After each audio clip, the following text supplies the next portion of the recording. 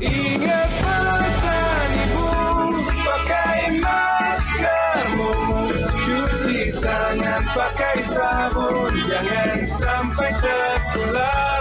Ingat selalu pesan ibu, jaga jarakmu, hindari kerumunan, jaga keluargamu.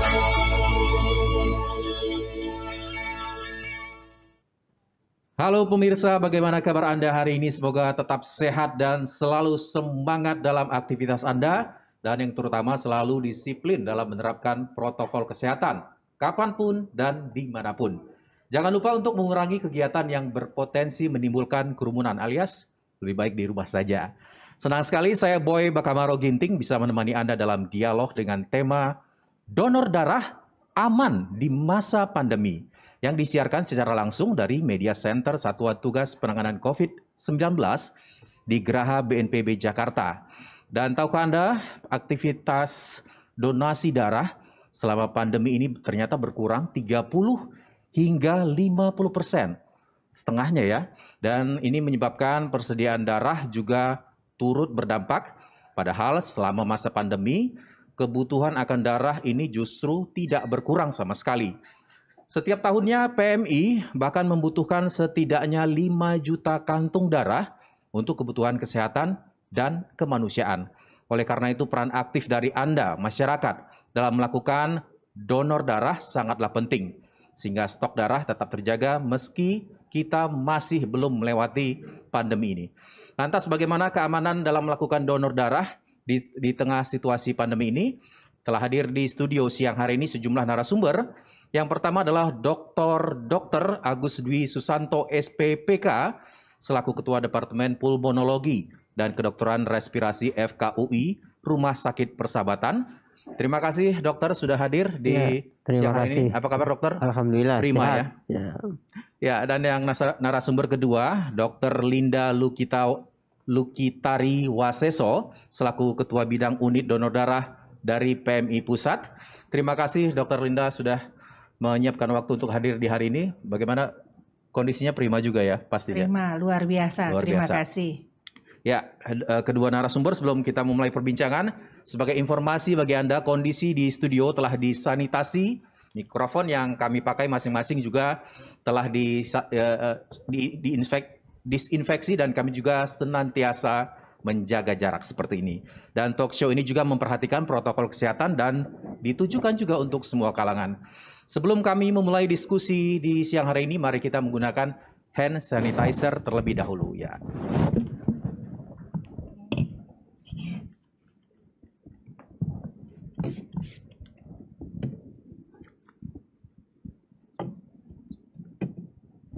Oke, cukup 2 kali atau 3 kali dokter? Biar lebih aman ya. Ya, langsung saja saya pertanyaan pertama ke Dokter Linda. Mungkin yang pertanyaan paling mendasar terlebih dahulu ya, dokter. Ini sebenarnya bagaimana kebutuhan darah selama masa pandemi ini dibandingkan dengan stok ketersediaan darah selama masa pandemi seperti ini, dan bisa diceritakan bagaimana situasinya, apakah sudah tahap mengkhawatirkan atau masih dalam waktu tertentu masih aman begitu? Ya, baik, terima kasih Pak Boy. Saat ini, saat pandemi ya, saat ini sejak awal Maret pemerintah menyampaikan bahwa ada pandemi di tahun 2020, di akhir bulan Maret memang kami sangat-sangat kekurangan. Yang harusnya di tahun 2019 tuh kami bisa menyimpan untuk 4 hari. Untuk saat ini kita hanya bisa 1 sampai 2 hari memenuhinya kebutuhannya. Jadi tadi disampaikan di awal kekurangannya 30 sampai 50%. Malah pernah saat bersamaan dengan itu ada puasa, kita bisa turun sampai 70%. Ini rata-rata nasional atau di kota-kota besar atau seluruhnya? Rata-rata nasional itu kurang lebih 30 sampai 50% saat ini. 50%. Seperti itu. Iya, jadi memang ketersediaan atau stok kami ini sangat berkurang, dan kita ketahui bersama darah itu kan nggak punya pabrik ya. Pabriknya ada di masing-masing kita ya dok ya. Ada di Pak Boy, ada di saya, dan pabriknya sekarang lagi mengalami masalah soalnya ya. Baik ya. Oke, saya ke Dokter Agus, mungkin balik ke pertanyaan mendasar ya. Dokter bisa jelaskan lagi mengenai darah ini seperti apa sih fungsinya, perannya, dan misalnya kalau kekurangan darah efeknya akan seperti apa, Dokter? Silakan. Terima kasih ya. Assalamualaikum warahmatullahi wabarakatuh.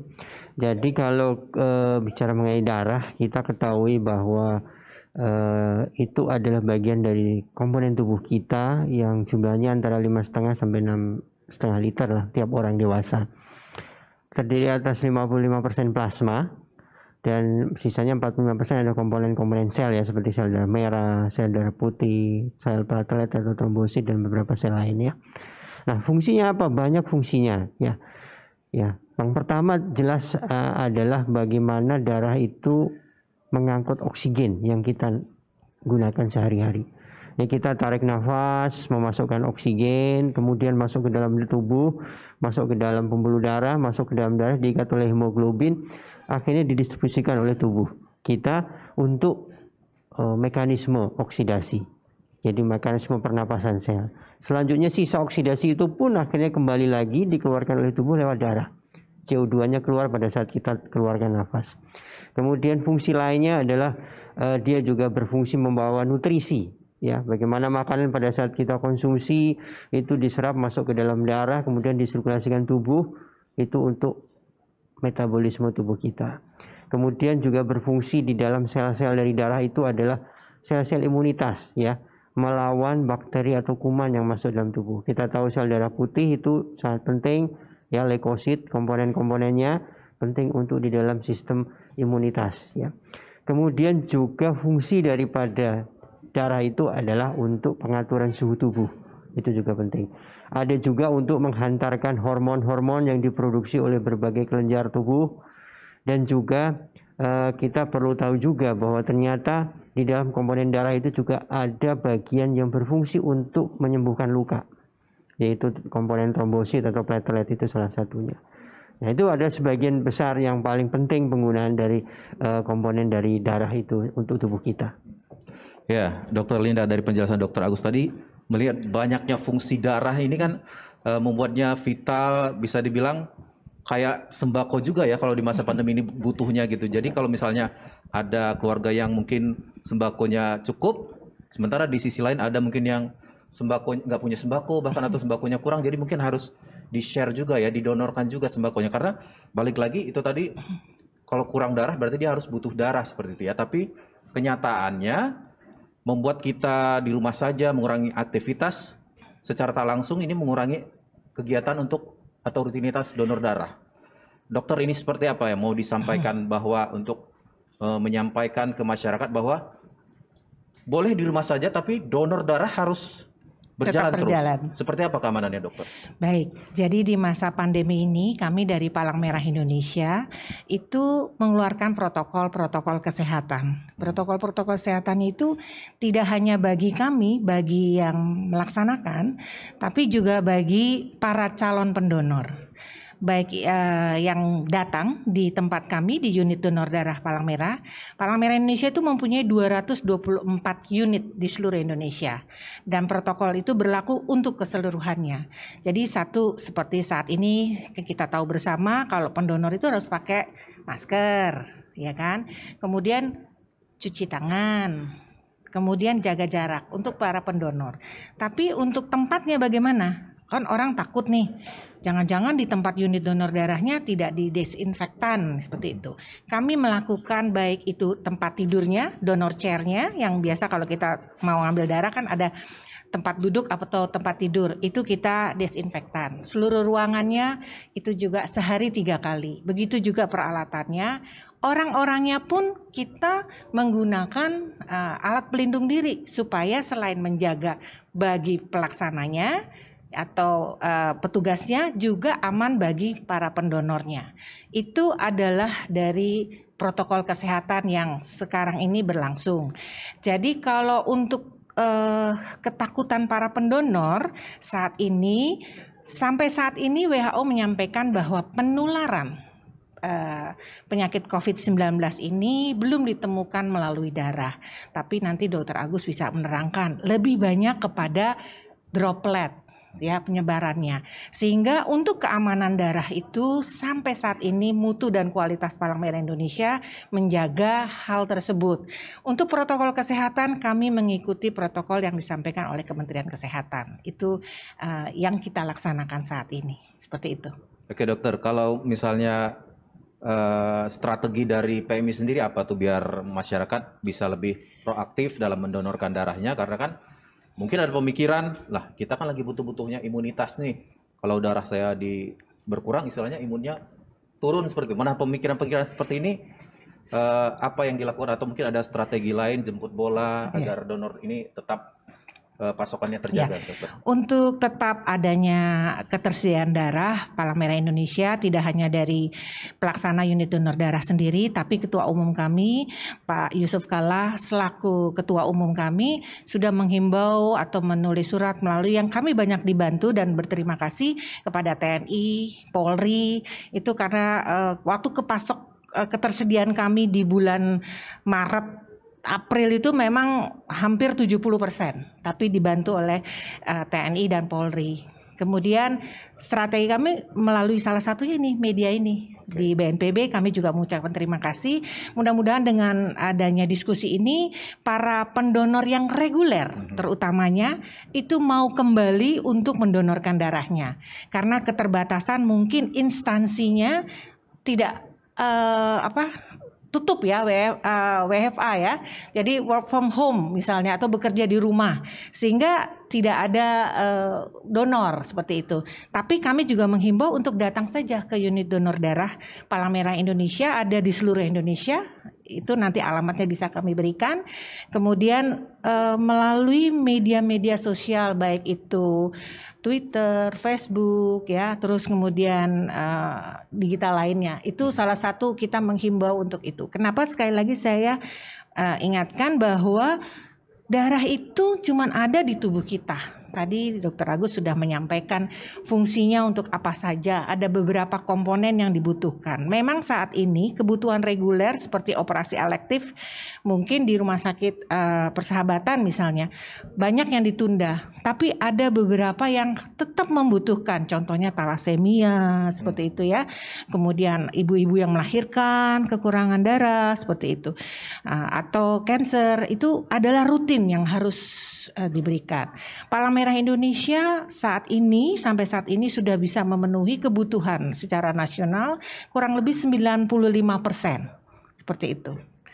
Boleh disampaikan mungkin daerah yang benar-benar membutuhkan donor darah, dokter? Ya, kalau yang membutuhkan donor darah sih hampir semua. Karena begini, WHO menyampaikan bahwa kebutuhan darah itu dari jumlah penduduk. Dari kalau misalnya di Jakarta jumlah penduduknya misalkan 10 juta, itu hanya 2% dari jumlah penduduk yang membutuhkan darah. Jadi kalau kita bilang besar kecilnya harus hitungannya sesuai dengan jumlah penduduk. Saat epicentrum pertama di DKI Jakarta, DKI sangat membutuhkan darah saat itu. Tapi kemudian kan menyebar kemana-mana ya. Akhirnya seluruh Indonesia berdampak. Nah, sehingga di bulan April, Mei kami berdampak kekurangan secara nasional sekitar 30-50%, seperti itu. Oke, Dokter Agus, ini saya mau menanyakan kembali mungkin lebih spesifik ya, ketika virus COVID-19 ini menyerang manusia, bagaimana kaitannya ataupun pengaruhnya terhadap darah dan pengaruh terhadap organ vital manusia lain seperti paru-paru misalnya? Ya, terima kasih ya. Jadi kita tahu bahwa virus dari COVID, SARS-CoV-2 ini paling banyak menempel pada reseptornya yang kita kenal ACE2. Nah, ACE2 ini banyak di epitel saluran nafas, di paru, bahkan di pembuluh darah, di jantung, ya, kemudian di reseptor otak, di ginjal itu ada, saluran cerna juga ada. Nah, oleh karena itu dampaknya ketika dia menginfeksi terutama pada organ-organ yang memiliki reseptor itu yang cukup banyak. Yang paling banyak adalah di saluran nafas bawah dan paru. Implikasinya adalah ketika virus itu menempel, dia akan menyebabkan kerusakan jaringan melalui mekanisme inflamasi atau peradangan kronik. Akhirnya terjadi kerusakan. Di paru terjadilah yang namanya pneumonia. Radang paru ini menyebabkan terjadinya oksigen nggak bisa masuk. Sedangkan kerusakan berikutnya pada pembuluh darah. Dia akan menyebabkan gangguan epitel pada pembuluh darah. Kerusakan pada darahnya sendiri akan menyebabkan terjadinya yang namanya koagulopati. yaitu gangguan pembekuan darah. Data-data di berbagai rumah sakit center menunjukkan bahwa pasien COVID-19 itu hampir 80-90% itu mengalami gangguan koagulopati. Dan ini sebagai salah satu faktor yang menyebabkan risiko kematian selain karena kerusakan parunya. Jadi memang virus COVID-19 ini menyerang organ-organ penting yang akhirnya meningkatkan risiko pada manusia yang kita ketahui pada beberapa populasi terutama yang memiliki faktor risiko atau komorbid.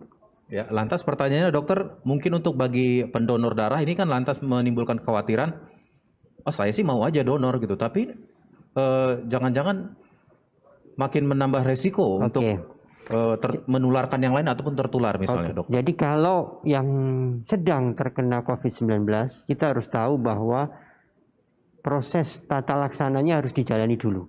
Karena kita tahu dia akan menularkan melalui transmisi, baik itu secara langsung dengan droplet atau tidak langsung melalui kontak barang-barang yang terkontaminasi. Oleh karena itu yang sudah positif, dia harus menjalani protokol kesehatan isolasi mandiri minimal 14 hari kalau dia derajat asimptomatik atau ringan.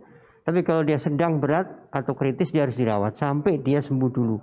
Ya, jadi dari sisi ini yang terpenting adalah yang sakit harus ditata laksana dulu. Dan pada kondisi tersebut dia harus sembuh dulu, baru nanti kita berpikir apakah bisa donor atau tidak setelah itu. Di dalam pedoman yang dikeluarkan oleh CDC maupun oleh European CDC dikatakan bahwa selama dia masih aktif terkena COVID-19 maka tidak disarankan untuk memberikan donor. Ada batas waktu 21 hari sampai 28 hari. Mungkin Ibu nanti dari Dokter Uki bisa kasih tahu ya, tambahan ada batasan waktu itu. Karena dalam masa itu, meskipun kita tahu tadi ya, disampaikan bahwa transmisi penularan di dalam COVID-19 ini tidak ada melalui transfusi darah. Belum ada bukti dan belum ada laporan. Yang ada adalah transmisi melalui droplet ketika berbicara batuk ataupun ketika terkontaminasi tidak langsung dari benda-benda yang terkontaminasi lewat tangan kita. Tapi sejauh ini tidak direkomendasi memberikan darah ataupun menerima darah. Seperti itu ya dokter? Untuk pendonor tidak disarankan. Menerima ketika sedang positif ya, karena itu beresiko kan. Kita nggak tahu, belum ada bukti-bukti lah. Sampai 21 hari sampai 28 hari ya. Oke, baik, terima kasih dokter. Nah, selanjutnya ke Dokter Linda, ini yang lagi terkini adalah mengenai wacana terapi plasma konvalesen ataupun donor dari penyintas COVID-19. Sebesar apa peluang terapi ini dalam menyembuhkan pasien COVID-19 ini, dokter? Baik, terima kasih. Tadi sudah disampaikan oleh Dr. Agus bagaimana mereka yang boleh donor dan yang tidak boleh donor. Jadi ada yang disebut dengan pendonor penyintas, berarti donor yang baru sembuh dari penyakit COVID-19. Dan kita memberikan, biasanya sih rumah sakit yang memberikan, yaitu terapi tambahan, yaitu plasma konvalesen, seperti itu. Nah, sekarang ini kami bersama Kementerian Kesehatan, dalam hal ini Litbangkes, mengadakan uji klinis. Ya, selama kami mengadakan uji klinis ini sampai saat ini yang kami berikan, kami sudah mengambil hampir sekitar 900 plasma konvalesen itu diberikan kepada pasien. Itu kami mendapat ini hampir 99% itu sembuh. Okay. Seperti itu ya. Itu dari kami, dari Palang Merah Indonesia, kami punya data-datanya karena ada sekitar, karena kami punya unit donor darah yang sudah ter-GMP. Dalam arti GMP itu adalah cara pembuatan obat yang baik, CPOB yang didapat dari BPOM, sehingga semua terstandar untuk plasma konvalesen seperti itu. Nah, itu diberikan prosedurnya itu adalah mungkin Dr. Agus yang lebih mempunyai pasien ya. Kami hanya memberikan ada panduannya diberikan. Kalau dari Litbangkes kami memberikannya adalah 200 cc ya, 200 cc, dan sakitnya itu tidak boleh maksudnya ringan, sedang sampai berat itu. Dan itu biasanya oleh para klinisi yang merawat. Itu adalah hak mereka untuk melakukan. Kami hanya penyediaannya saja. Dan penyediaannya sesuai dengan CPOB atau sesuai dengan aturan-aturan yang diberikan oleh Badan POM. Seperti itu. Jadi harus plasma feresis ya. Kenapa harus plasma? Karena volume darahnya harus tetap terjaga. Kemudian volume sel darah merahnya juga harus tetap terjaga. Sehingga kita hanya ambil yang kalau pernah melihat kalau donor darah kan pernah ya lihat warnanya merah gitu ya. Kalau plasma itu warnanya kuning. Jadi diambil nanti sekitar kurang lebih 600 cc. 600 cc nanti disaring lagi diambil dipecah. Karena itu untuk kebutuhan para klinisi seperti itu. Itu yang kita berikan kepada rumah sakit. Salah satunya mungkin Rumah Sakit Persahabatan tempatnya Dr. Agus. Ya berarti ini justru kabar baik ya untuk para penyintas COVID-19 untuk bisa lebih aktif justru ya untuk mendonorkan darahnya. Betul, itu kami mengharapkan. Hanya kadang mereka ada yang kecewa datang ke kami ternyata wah saya nggak bisa diambil karena begini ada persyaratan-persyaratan yang harus dilaksanakan seperti itu. Yang pasti dia harus sembuh tadi sudah disampaikan harus sembuh dulu gitu. Ada dokumen-dokumen yang dokumen yang ini. Kemudian harus kalaupun sembuh harus ada titer antibodi yang kita bisa bahwa oh dia antibodinya 1/320 itu yang terbaik ya. Tapi kalau karena kita permintaannya banyak 1/80 pun bisa kita pakai seperti itu. Jadi tidak bisa seperti donor reguler. Dan kami memeriksakan 4 penyakit ya mandatoris seperti donor reguler, hepatitis B, hepatitis C, HIV/AIDS sama sifilis. Seperti itu. Itu yang mandatori ya. Mandatori. Tapi iya. kalau misalnya yang sehat-sehat saja tapi tiba-tiba pengen terapi plasma itu belum dulu ya. Nggak yang boleh. prioritas yang sakit dulu ya. Iya betul, nggak bisa. Jadi plasma konvalesen hanya diberikan bagi pasien yang menderita COVID-19. Tidak bisa diminta untuk pasien demam berdarah gitu ya dok ya. Nggak bisa gitu. Oke, Dokter Agus, ini mengenai kondisi yang tanpa gejala pada pasien COVID-19, di mana kadar oksigen ini kan di dalam darah berkurang atau ada istilahnya happy hypoxia. Bagaimana ini bisa terjadi, Dok? Ya, sebelum saya jawab ini, saya mungkin ada sedikit tadi tambahan ya. Jadi pasien-pasien COVID-19 ini juga membutuhkan transfusi pada beberapa kasus ya. Kami di Rumah Sakit Persahabatan tuh banyak yang pasien COVID-19 itu dengan misalnya trauma ya, kemudian harus operasi, itu juga menerima transfusi. Kemudian ibu hamil yang seksio, kemudian dioperasi itu juga menerima transfusi. Jadi bukan berarti ketika dia sakit COVID-19 dia butuh transfusi tidak dilakukan, bahkan justru itu tetap dilakukan karena itu sebagai prosedur untuk menambah kekurangan darah dalam tubuhnya dia. Itu sebagai tambahannya. Oke, baik. Nah, sekarang terkait dengan pertanyaan ini, apakah happy hypoxia ya ketika kadar oksigen dalam darahnya rendah ya. Jadi pasien-pasien COVID-19 ini seperti yang saya katakan tadi, yang paling banyak adalah menyerang paru. Jadi diketahui paru itu ketika terkena akan menyebabkan peradangan yang berat sehingga akan menyebabkan daerah alveoli, yaitu daerah paling akhir ketika terjadi pertukaran oksigen itu mengalami kerusakan sehingga oksigen nggak bisa masuk dari yang kita hirup. Jadi kalau kita tarik nafas, oksigennya itu nggak bisa masuk ke dalam darah, tidak dapat masuk ke pembuluh darah, sehingga di dalam darahnya itu akan cenderung Hb-nya tidak bisa mengikat oksigen banyak. Akibatnya ketika diukur di dalam pemeriksaan oksimetri yang paling gampang ya, kadar saturasi oksigen perifernya itu rendah karena oksigen yang masuk tadi sedikit akibat kerusakan parunya. Nah, sering pada pasien COVID-19 ini kondisi hipoksemia yang terjadi itu tidak dirasakan. Oke. Tetapi diukur kadarnya rendah. Sehingga cenderung orang seperti kita masih cenderung normal-normal aja, tapi ternyata kadarnya rendah, itu disebut sebagai hypoksemia. Nah, ini yang masih menjadi pertanyaan kenapa bisa terjadi.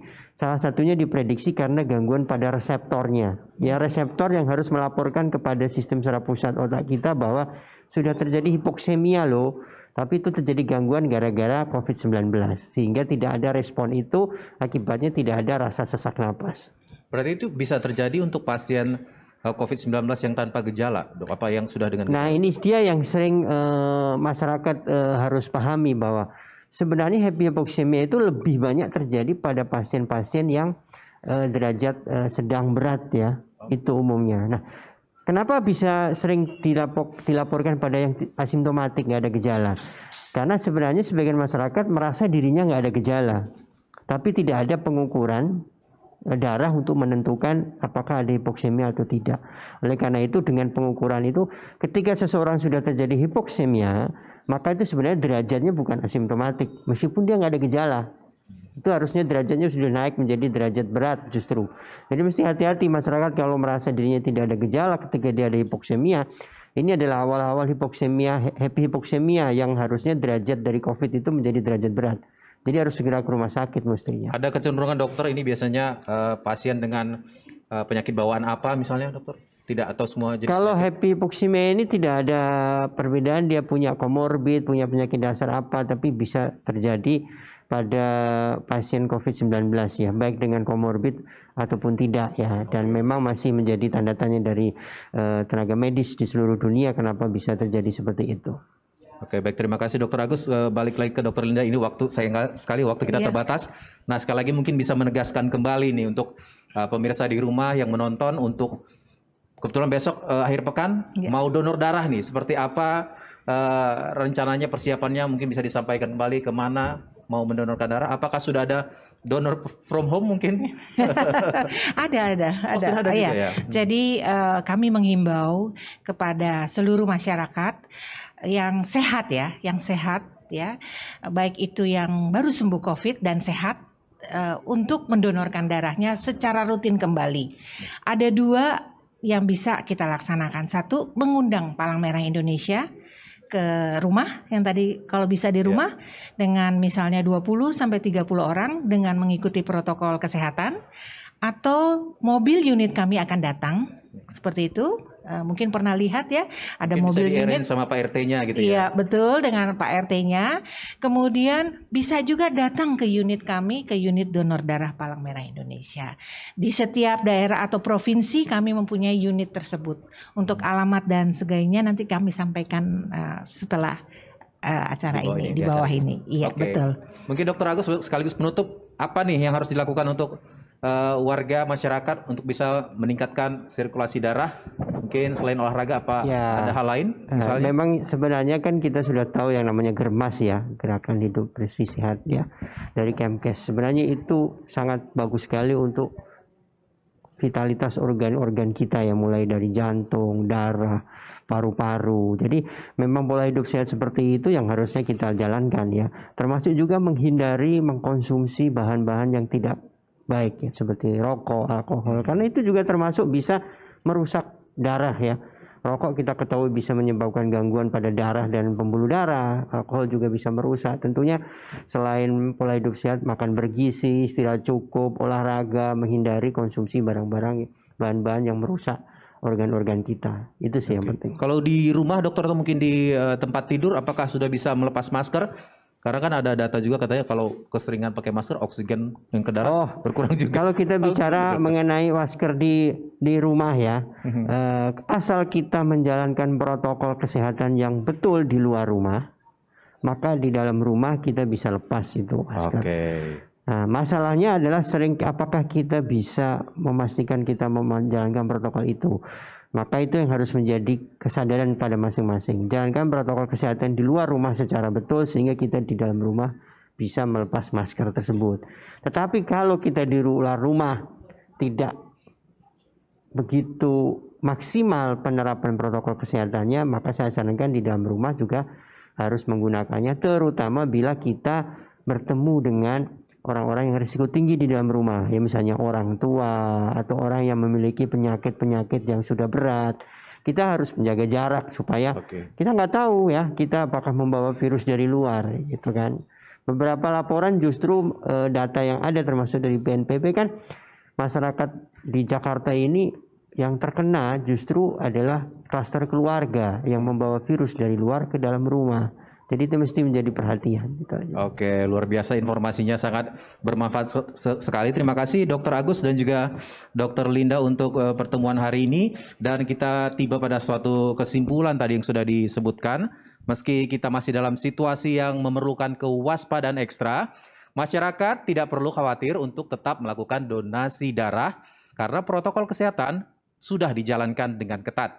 Dan oleh karena itu, jika Anda ingin melakukan donor darah, bisa juga melakukannya secara kolektif menggunakan layanan mobil PMI keliling maupun datang ke layanan PMI dengan tetap menerapkan 3M. Jangan lupa pemirsa untuk selalu yang pertama memakai masker, yang kedua untuk menjaga jarak dan menghindari kerumunan, serta yang ketiga mencuci tangan pakai sabun dengan air yang mengalir.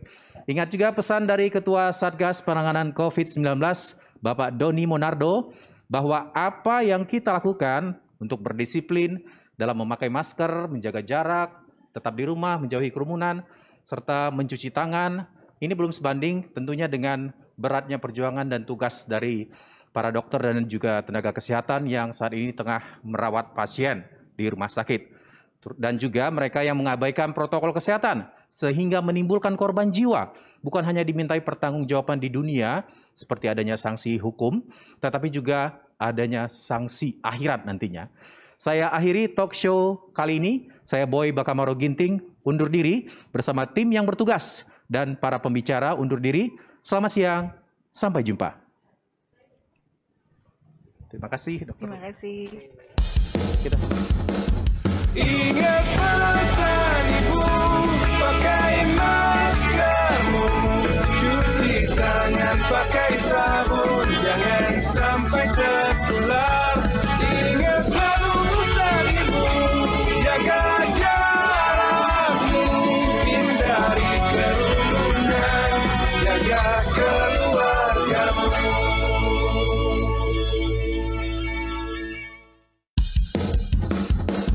Ingat pesan ibu, pakai maskermu, cuci tangan pakai sabun, jangan sampai tertular. Ingat selalu pesan ibu, jaga jarakmu, hindari kerumunan, jaga keluargamu.